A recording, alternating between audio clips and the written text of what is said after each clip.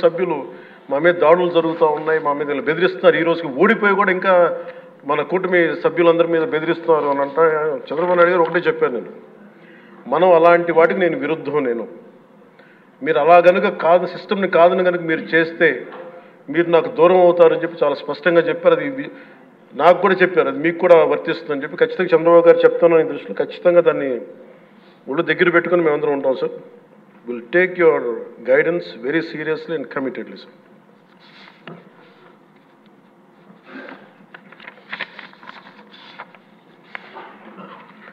అలాగే కేంద్ర నాయకత్వం నిన్న ఈరోజు ఇందాక న్యూస్లో చూసిన అధ్యక్ష, 15,000 కోట్ల రూపాయలు మన ఏ అమరావతి లేకుండా ఈరోజు వరకు ఇబ్బంది పడతాం. అలాంటి అమరావతికి కేంద్ర మంత్రి మన నాయకులు ప్రధానమంత్రి గౌరవ ప్రధానమంత్రి శ్రీ నరేంద్ర మోదీ గారు బడ్జెట్లో ఈ రోజున 15,000 కోట్ల రూపాయలు అమరావతి కోసం రిలీజ్ చేసినందుకు సహృదయంతో మనస్ఫూర్తిగా కూటమి తరపున మా అందరి తరపున కూడా వారికి ధన్యవాదాలు తెలియజేస్తున్నాం అధ్యక్ష.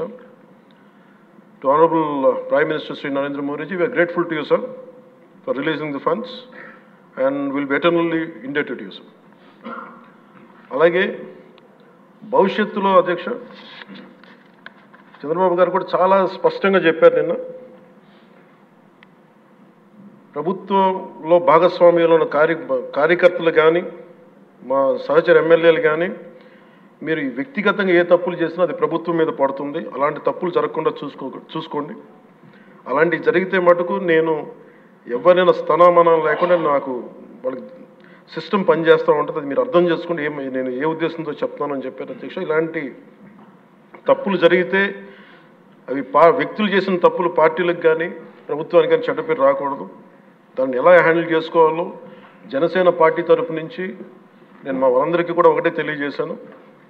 మీరు వ్యక్తిగతంగా కనుక ఏదన్నా చేసి అది కూటమి ప్రభుత్వానికి ఇబ్బంది కలిగితే నేను వారిని వదులుకోవడానికి సిద్ధంగా ఉన్నానని చెప్పి చాలా స్పష్టంగా తెలియజేశాను అధ్యక్ష. అది మీరు ఇసుక విధానాల్లో కానీ మైనింగ్ విధానాల్లో కానీ ఏ రకంగానా సరే గత ప్రభుత్వం చేసింది కదా మేము కూడా చేస్తామని ఎవరన్నా నాకు జనసేన పార్టీ తరఫు నుంచి ఎవరన్నా సరే ఉంటే వారిని నియంత్రించే బాధ్యత, వారిని సరిచేసే బాధ్యత మేము తీసుకుంటాం.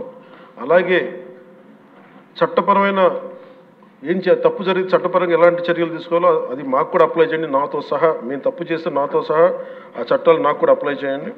ఎవరు దీనికి అతీతులు కాదు. దీనికి ముఖ్యంగా ఈ 5 సంవత్సరాల కాలం ఇది హాలిడే కాదు ఎవరికి. మన ముఖ్యమంత్రి గారు కూడా చెప్తా ఉన్నారు, ట్రాఫిక్ జామ్స్ ఎంతసేపు జరుగుతున్నాయి, ఈ ప్రోటోకాల్స్ ప్రకారం సెక్యూరిటీ హ్యాజర్డ్స్లో ఎంతసేపు ట్రాఫిక్ నాపుతున్నారు, ఒక 2-3 నిమిషాల నుంచి ప్రజలు ఇబ్బంది పడకూడదని పదే స్పష్టంగా చెప్తా ఉన్నారు. అలాగే మన ఎస్కార్ట్ సెక్యూరిటీ వల్ల సామాన్య ప్రజలు ఇబ్బంది పడకూడదని మాకు దృష్టికి తీసుకొచ్చారు. ఖచ్చితంగా దాన్ని మా కింద అధికార యంత్రాంగాన్ని మొత్తానికి తెలియజేశాను సార్. అలాగే ఈరోజు మనకున్నది భవిష్యత్తు బాధ్యత. ఇది కేవలం ఈ హౌస్లో ఉన్న వ్యక్తులకే కాదు అధ్యక్ష, ఇంక్లూడింగ్ బ్యూరోక్రాట్స్కి. గత ప్రభుత్వం చాలా అవుట్రైట్ తప్పులు చేస్తూ ఉంటే కూడా బ్యూరోక్రసీ చాలా వరకు చాలా నిర్లిప్తంగా ఉండిపోయారు అధ్యక్ష. ఒక్క ఐఏఎస్ అధికారి ఏసార్లు రివ్యూ చేసిన ఒక్క ఐఏఎస్ అధికారి పేరు చెప్తా ఉంటారు. ఈ రోజున ఐఏఎస్ అధికారి ఏ శిక్ష పడకుండా వెళ్ళిపోయాడు. ఇలాంటి పరిస్థితులు జరుగుతూ ఉన్నాయి. So bureaucracy also has to take responsibility. And of course media ఏ సమస్యని హైలైట్ చేయాలి, ఏ సమస్యని హైలైట్ చేయకూడదు, ఏది ప్రజలకు అవసరం అనేది మీడియా మీద కూడా బాధ్యత ఉంది అధ్యక్ష. అలాగే సామాజిక మాధ్యమాలని స్థాయి దాటి మాట్లాడితే వారికి ఎలాంటి వాళ్ళని ఎలా పరిమితం చేయాలనేది కూడా ఒకసారి హౌస్ అందరూ ఆలోచించాలి. ఒకసారి దీని మీద ఒక విధి విధానాలు రూపొందించాలని కోరుకున్నాను అధ్యక్ష. అలాగే ముఖ్యంగా ఇక సభలో ఉన్న మా సహచర ఎమ్మెల్యేలు, గౌరవ ముఖ్యమంత్రి గారు, మేమందరం కూడా వీఆర్ ఆల్ కమిటెడ్ సార్. రాష్ట్ర భవిష్యత్తు కోసం, పునర్నిర్మాణం కోసం మేము సర్వం త్యాగం చేయడానికి సిద్ధంగా ఉన్నాం. తప్పులు జరిగితే వ్యక్తులు తప్పులు అవుతాయి కానీ పార్టీలు తప్పులు అవ్వం. సో ముగింపు వాక్యాలుగా అధ్యక్ష, కవి సామ్రాట్ శ్రీ విశ్వనాథ సత్యనారాయణ గారు చెప్పిన మాట ఒకటి అధ్యక్ష, అన్ని అనర్థాలకి మూలం మానవ ప్రవృత్తి హేతువు కానీ వాని జాతి కానీ కులం కానీ మతం కానీ ప్రాంతం కానీ కాదు. వ్యక్తులు చేసిన తప్పుల్ని దయచేసి అది వ్యక్తులకే ఆపాదించాల అధ్యక్ష, పార్టీలకు కాదు. అలాగే ఈ క్రమంలో తప్పులు చేస్తే విధి నీతిలో ఒకటి చెప్తారు,